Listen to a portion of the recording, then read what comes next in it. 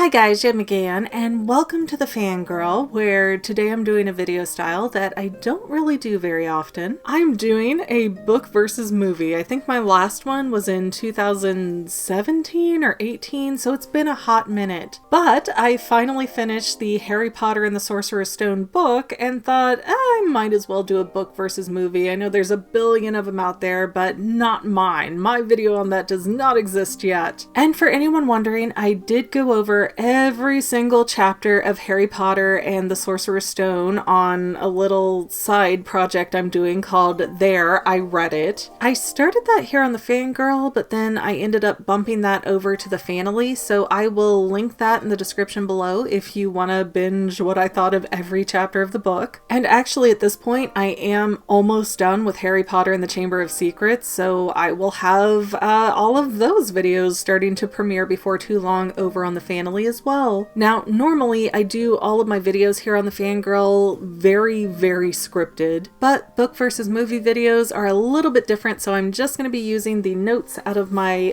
very pretty Harry Potter journal. Ooh la la! And just to throw out this disclaimer that I do for every book versus movie, I'm not going to obsess over listing every single itty bitty difference because, for one, that doesn't give you, the viewer, any incentive to watch the movie or read the book. And two, if I listed every single minuscule difference, we would be here for hours. And mama has places to be. Okay, so for the different notes that I have, Dumbledore says directly that he doesn't want Harry to grow up famous, but he doesn't say anything about Voldemort or what happened with his parents. So the movie does open with a much more mysterious feeling than the book really does. The book is more, here's what's happening, we don't know everything, but here's a bunch of exposition. The movie's like, let us create some intrigue. And just like in the book, actually, Dumbledore leaves a baby Harry with a letter and nothing else on the front door of the Dursleys' house. I mean, no wonder they would be annoyed with him. Wouldn't you be annoyed if you woke up and looked down to get your paper and there's a baby there that you don't even know? But I did notice that Baby Potter has blue eyes, whereas in the book they're constantly commenting on his green eyes. Then we have a quick jump cut, and it's been about 10 years that have passed. Harry is living under the stairs in a broom closet, and Dudley is above him jumping, going, "Wake up, Potter, we're going to the zoo!" So in the movie version, Dudley doesn't have the friends that he's shown as having in the book. And in the book, Harry was not supposed to go with them to the zoo. In the book, the situation was that they lost their childcare, so the options were to either bring Harry with them to the zoo or leave him at home alone, and the Dursleys did not trust him alone in their house. Which, of course, we're missing 10 years worth of explanation as to why the Dursleys feel this way, but the Dursleys are definitely a lot more aggressive feeling in the movie versus the book. At least in the first book, which is what we're going to stay confined within because I don't really know what happens in the other 6 books. And I did notice that the Privet Drive houses, they all feel like really pretty small townhouse style homes. In the book, they don't really describe the house very much at all, but I was kind of under the suspicion that the Dursleys were broke, and the size and look of those houses kind of reinforced that for me. And of course, maybe they just live in some huge city where houses are small and expensive, but the Dursleys' home definitely didn't feel very large in the first book or the movie. And the movie shows that Harry is the one that has to cook breakfast for the entire family, and it's loosely implied that he cooks all of their meals, which is very different because in the book, Harry is complaining like, oh, Dudley gets to eat so much, and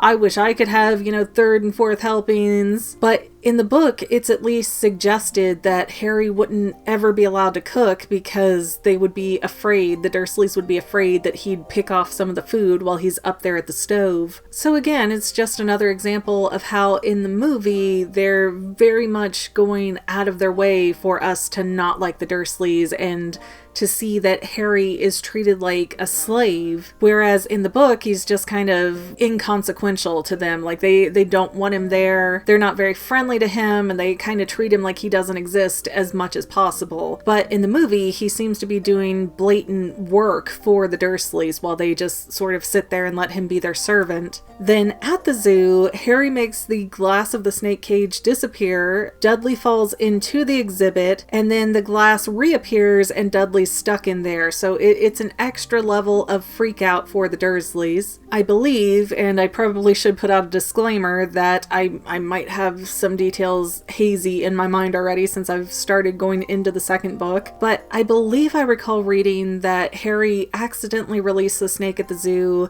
and the snake went past Dudley on the floor. I don't believe Dudley got in the habitat at all in the book. And when they get home after that little zoo incident, we see Uncle Vernon in the movie is grabbing Harry by the hair and kind of dragging him over to the closet door to shove him in there and lock it. And I will say the movie does a much better job at making Harry seem abused and very sympathetic, and they erase a lot of the attitude that we see from him in the book. Because in the book, he may not challenge Vernon, face to face directly very often, but his internal dialogue is sort of, well, I'm better than all you people anyways, and here's why you all suck and I'm the greatest. And it's got a very heavy arrogance to it that made it very difficult for me to like Harry in the first book. But then we do see Harry in the movie playing with these little war figurine toys, so he does have some belongings. It seems like the Dursleys did give him things at one point in time, and they're not broken, so I don't think it's stuff that like Dudley discarded and Harry took. I think it's more of a situation of the more magical Harry got, the less the Dursleys were willing to treat him like a person. And then shortly after that, Harry's out of the closet and we see him serving the Dursleys cookies. So again, there's a very Butler-esque feeling in the movie, but I don't think the Dursleys would have dared let Harry do that in the books, because I think for one, Petunia takes pride in doing that housewife cooking kind of thing, and for two, like I said before, they wouldn't want Harry to take or consume any of the food. But all the Hogwarts letters start pouring in, they end up in the little shack rental out on the rock, and Harry is laying in the floor at night drawing himself a little birthday cake in the dirt. And again, that does make him seem so much more like a sad little puppy dog pathetic in the movie versus in the book, where he's just constantly going, well, I never get this, well, I never get to do that, well, I don't know why they're treating me this way. It's a much different vibe from Harry in the book that I don't care for. Then Hagrid comes in, he hands Harry a cake, Dudley steals the cake, and then that is the point where Hagrid goes flick flick and puts a tail on Dudley in the movie. Now, to the contrary, in the book, again, maybe my memory is fuzzy, but I don't remember Dudley actually getting into Harry's cake. What I recall from the book is that Uncle Vernon was getting mouthy with Hagrid, and so Hagrid got irritated and punished Vernon by putting a tail on Dudley, which I found that upsetting because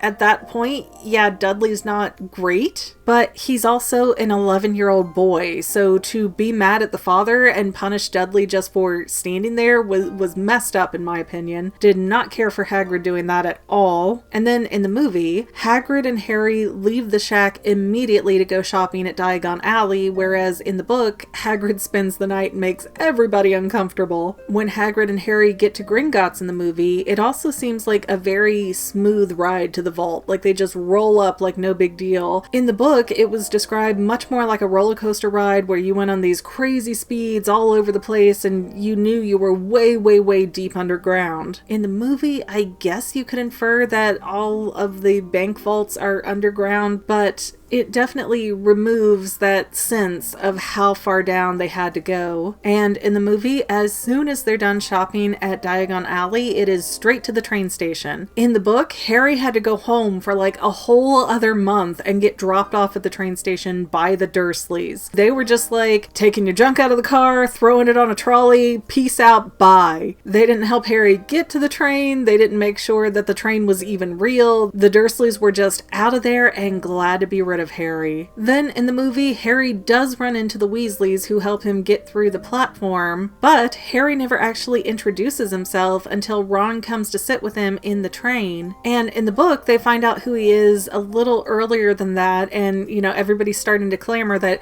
Harry Potter's here somewhere, there's Harry Potter somewhere, and Ginny Weasley is all like, oh, Harry, I have such a little crushy thing on Harry. But I almost do prefer the movie version to the book version because it does show us like how good Molly Weasley is.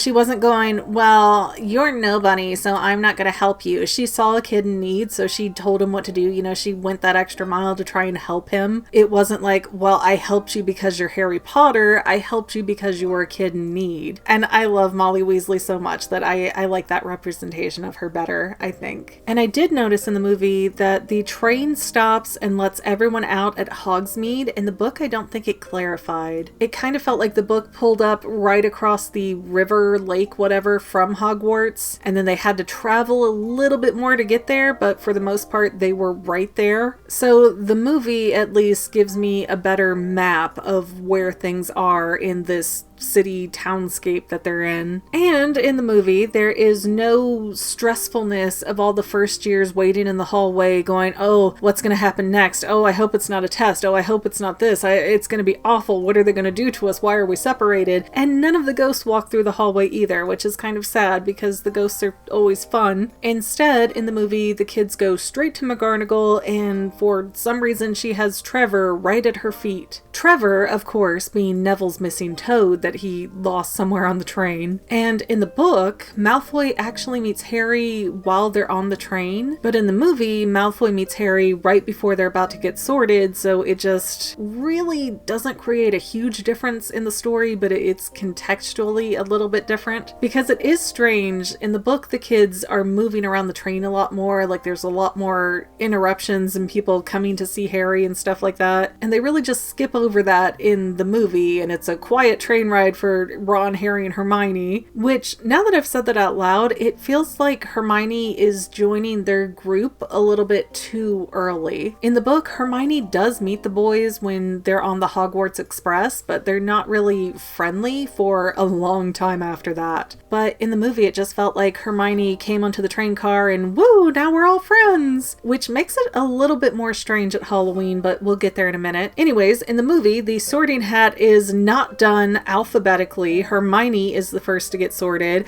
and that hat is loud AF. In the book, it seems like the hat goes all the way over the faces of the first years, and it can read their minds so they don't have to say anything out loud. And I grant you, anytime there's internal dialogue, that can be harder to display in a movie, but the Sorting Hat just seems so different. It's just sitting there on Harry's head going, oh, Slytherin, you'd be so good at Slytherin. Oh, not Slytherin? Are you sure not Slytherin? Like, shut up, Sorty. Maybe he wants to keep that on the DL. Maybe Harry's goal at his first day in the school is not to tick off every single Slytherin out there by going, not Slytherin, not Slytherin. And nobody in the movie noticed it or called him out on it or anything. But yeah, I think that could have been fixed in the movie if the Sorting Hat was large enough to go over Harry's head like it seems to in the book. And then they could have had that little back and forth, just like whispering inside of the hat, instead of the hat sitting up on his head screaming and Harry down here going, not Slytherin, like whispering like my kids. Hey, did you hear it? Like, yeah, everybody heard. You don't whisper right. And in the movie, right after Harry gets sorted, the scar on his head hurts when Snape is looking at him. Maybe I've just totally mind dumped that, but I don't remember Snape affecting Harry's scar at all in the book. It also doesn't make much sense in the movie, all things considered, for Snape to at all affect Harry's scar. But maybe Quirrell was sitting there looking at him too, but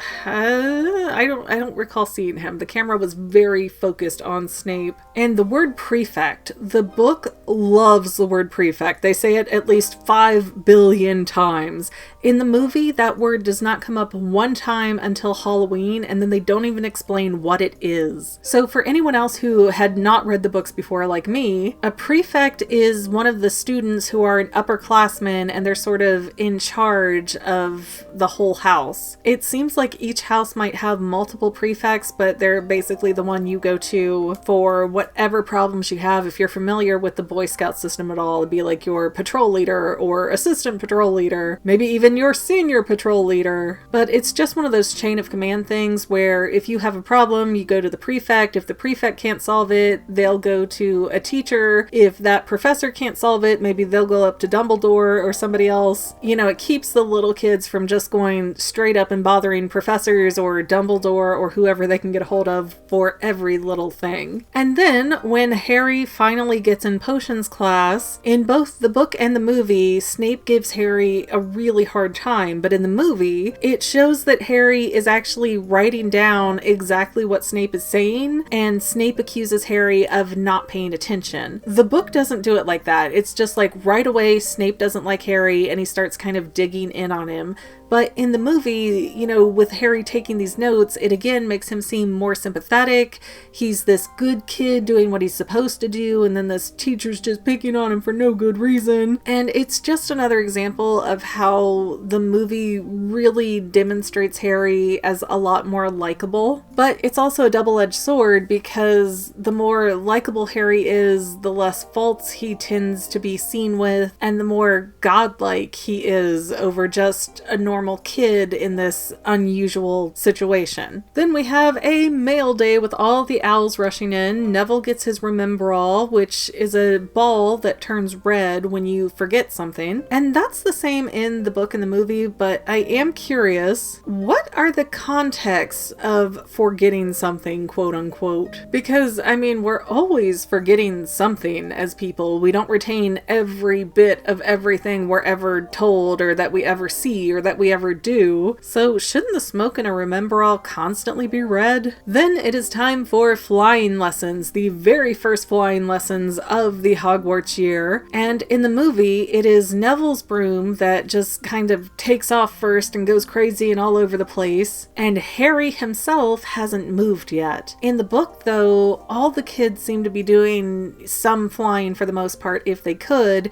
and Harry was seen as being very naturally talented on his broom, but then Neville got hurt and had to be escorted out of the area. So in the movie, Harry just going up in the air after Malfoy and catching the Remembrall really quickly and doing all of that, it felt a lot more sudden and out of nowhere, and it was just over in a flash. If any complaint I have about the movie, it's that it clips along so quickly that it can be hard to keep up with everything that's going on. It's just so fast. And it's not a little movie, it's 2.5 hours long. But then McGonagall shows up and she's taking Harry to find Wood. In the book, it's Flitwick's class that McGonagall interrupts to take the Quidditch captain Wood out. But in the movie, it is Quirrell's class, and I actually realized that Flitwick does not come up one time. The entire movie just abandoned Flitwick completely. I hate that. Then Harry gets on the Quidditch team, and in the movie, Ron says first years never make the team. In the book, there was a whole rule against first years, and they actually had to get permission from Dumbledore to let Harry play. Then in the movie, one of the moving staircases move, like they do, and it forces Ron, Harry, and Hermione onto the 3rd floor where they end up seeing Fluffy. In the book, they were up there, I believe, exploring of their own accord when they had to duck into the room with Fluffy. And I also noticed that in the movie, all the classes are mixed with kids from every different house, whereas in the book, they keep it all Gryffindor, all Ravenclaw, all Hufflepuff, whatever. And then every so often you'll have a doubles class where it'll be Gryffindor and Slytherin together or something like that. But for the most part, the kids are not blended. They all stay together based on their houses. So movie-wise, they made Hogwarts a lot more, I guess, Americanized, because it's pretty rare in the United States for kids to stay with the exact same group of people through every single class change. Usually it's mixed up based on a student's interests, their skill level, whether they're going to college or not, that kind of thing. And the movie has a kid that keeps sort of blowing himself up for comic relief. I believe they said that was Seamus. And also in the movie, the troll that gets loose in the castle goes into the girls' bathroom of its own accord. In the book, Ron and Harry kind of lock the troll into the girls' bathroom, not realizing that's where Hermione is. And then the owls come again, and Harry gets his Nimbus Nimbus 2000 delivered right there at the breakfast table, lunch table, whatever, all the tables really. And in the book, Harry reads a note first that says, don't open this here at the table, open it in your room. But in the movie, he just opens it right there at the table and like, wow, it's a Nimbus 2000, that's amazing. And then we just see McGonagall kind of nod over in the background there to say she got it for him. In the book, I do believe that McGonagall signs the letter that she sends to Harry. Like, she's very pro-Gryffindor, pro-Quidditch, so getting Harry a broomstick is kind of her donation to the team. It's not just like, well, here's this poor little boy who can't buy his own stuff, so I'm gonna help him. McGonagall is much more of a boosters club kind of gal in the book, rather in the movie, where she just seems to kind of feel bad for Harry. And then at the Quidditch game, the movie makes it so much more dramatic. In the book, Harry is being shook around on his broomstick, and when he gets off of that,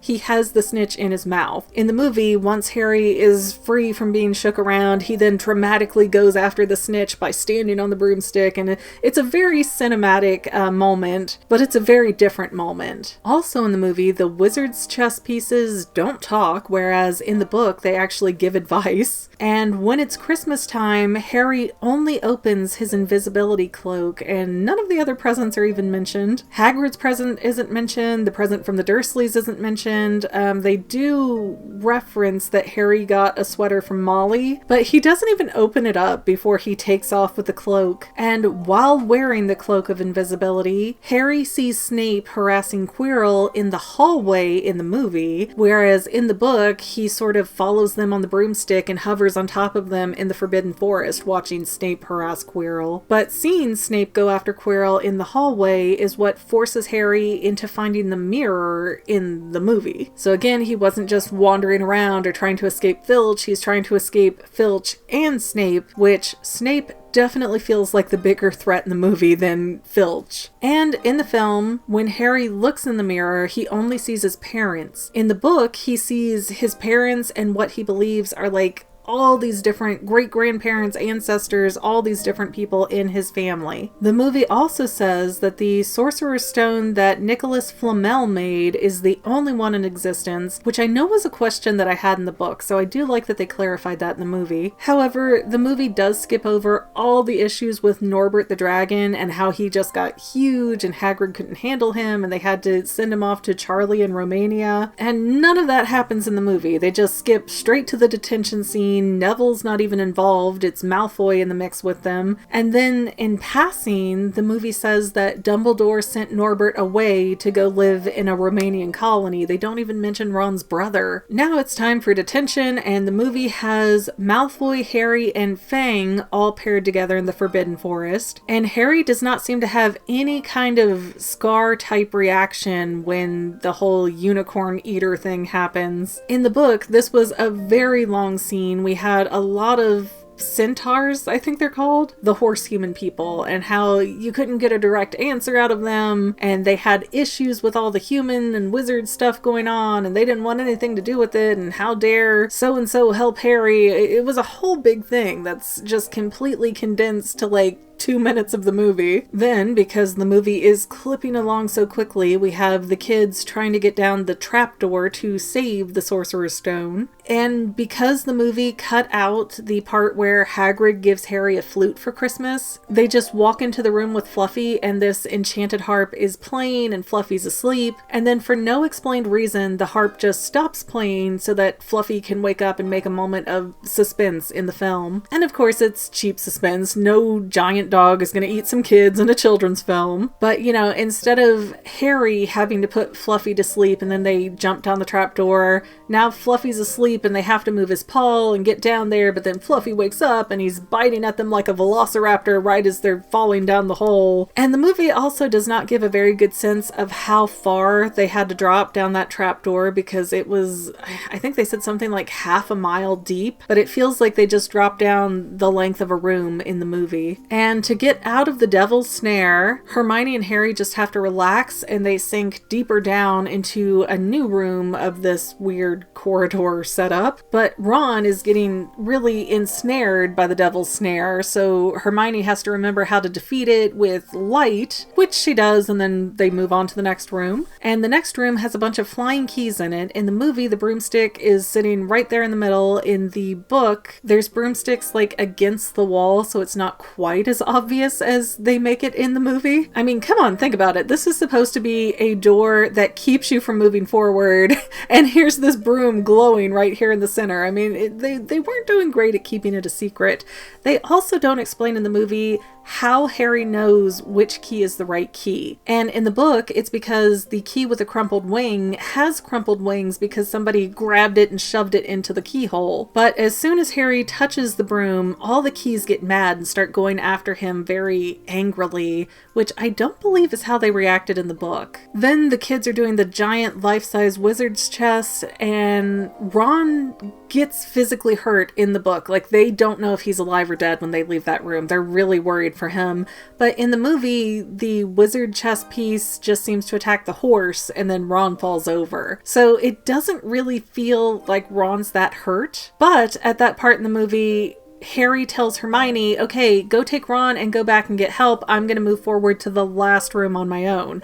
In the book, Hermione goes with him through a troll room where the troll is already defeated, and then a potions room that was set up by Snape where we find out that wizards do not know how to use logic, or at least most wizards don't. And I do want to point out that losing points was such a huge deal for Ron, Harry, and Hermione in the book, but in the movie, the only person who really seemed to notice that they lost 150 points for Gryffindor was Neville. And then Neville gets petrified for that in both versions. But everybody was really upset with Harry over that in the book. And there's really no larger sense of what's going on with the Gryffindor house in the movie. Also, in the book, when we get to that last moment where Harry is fighting against Quirrell and it says he's burning Quirrell, I never got the impression that Quirrell died from that, just maybe put in a debilitating state. But in the movie, he turns to ashes and falls apart. So it's a very clear difference. We also see what looks like the spirit of Voldemort come up from the ashes and pass through Harry, which again, I don't think anything like that happened in the book. If it did, I totally blanked out. But overall, between the book and the movie, I mean, again, there's no Flitwick in the movie, which I hate. I thought he was such an interesting little tidbit here and there. And everything in the book that made Harry seem even slightly bratty got cut out from the movie. Even a lot of the Dursley bits that make them seem a little bit more strange or unlikable were completely removed. And I find it weird that in the movie, Harry certainly murdered Quirrell, even if it was in self-defense, but Harry has like no residual guilt, no remorse, no nothing over it. Also in the first movie, they have these pointy hats that I don't think are ever seen again. And I mean, they make an aesthetic, but I don't know that it's a good aesthetic. So maybe that was a good call to not continue with the little weird pointy hats. In the movie, Dumbledore also seems to be a lot less aware of what the kids are doing, because in the book, it's not directly stated, but it's kind of implied that Dumbledore set up Ron, Harry, and Hermione to be able to go through the trapdoor. And so he let them find things or learn things that would make them successful in getting through to the end where Voldemort would be. Which does make sense because for Harry to get the Sorcerer's Stone, I mean, not many people would be capable of doing that. So Dumbledore definitely wanted Harry to make it all the way through to the end and get a hold of the Sorcerer's Stone. But in the movie, he just feels a lot more disconnected from the students and everything that's going on. He's just more of a presence than a force that's actively involved. And Hagrid, at the end of the movie, gives Harry this book of moving pictures of his parents with no explanation as to where that came from. In the book, Hagrid actually went and solicited all of James and Lily Potter's friends to get those pictures for Harry, and it is Hagrid himself who suggests that Harry should threaten Dudley with magic even though he can't really use it outside of Hogwarts. Whereas again, in the book, it was Harry's idea to be like, well, Dudley doesn't know I can't use magic, so this summer's gonna be fun. You know, anything that was even remotely bratty about Harry was totally taken away. Nothing's his fault anymore. And yes, that does make him more likable in the movie, but it also makes him him less of a three-dimensional character, I think. And also at the end of the movie, there is no invite for Harry to go to Ron's. Hermione doesn't say anything about writing people, and the Dursleys aren't shown to pick Harry up at the train station like they do. And I think that's all the notes that I took for this movie. This has been a very, very long video. But in terms of which is better in the book versus movie debate, I mean, I guess that all depends on what you want from your Harry Potter experience. If you want Harry to be more perfect and more godlike, then the movie is the way to go. If you want Harry to be kind of less likable and maybe the Dursleys to have more character, more room for development, or even just to see other characters besides Ron, Harry, and Hermione get character development, then the book is definitely the way to go. Either way though, I hope you have enjoyed listening to me go over these many, many notes. Again, if you would like to listen to my Harry Potter chapter by chapter breakdowns, those are available on my mini side series thing, There I Read It, which is on the Fanily, or you can just find the podcast directly if you prefer. I mean, it's not really a visual kind of show anyways, so the podcast works just as well. But I want to thank everybody for watching, and I have to tell you, I might be overthinking it, but that's literally my job. Hi guys, Yeb McGann, and welcome to the Fangirl, where I'm doing a video style I don't do very often. Because, for one, that doesn't give you any incentive to ever watch the book or read. Really? They just, pieced out, gone. But in terms of which is better, Brooke. And that just makes me love Molly Weasley a little bit more than I already do. And in the book, Malfoy actually meets Harry during the whole train debacle. And I grant you that can be. And I do want to point out that losing points was such a big deal for Harry, Hermione. We'll leave that part out. Well, family members, we're almost done, but I want to invite you to hang out with me in some other places. I'm on Twitter and Instagram as my own personal self, and I have a Facebook page too, but I mostly just post photos over there. And sometimes people say, "Hey McGann, I want to mail you something. How do I do that?" Easy. Just click the About tab on my channel page, and my most current P.O. Box info will be right there. I also run another channel, The Fanily. It's really a hodgepodge channel where we might post anything. Oh yeah, and I also sell shirts and stickers and stuff with the Fanily and the Fangirl logos. If that is your cup of tea, I have a link in every description of every video. Finally, if you want to help out the Fangirl channel and make sure I'm putting out video essays for years to come, the best way you can help is by subscribing and watching more of my videos, whether they're new, old, whatever. Maybe even share one or two on social media, help spread the word. People who watch to the end of videos like you helps to tell the site, hey, this is a good video, we should recommend it to other people. So if you made it this far, leave me a comment of something like, hey, I made it to the end. Love ya.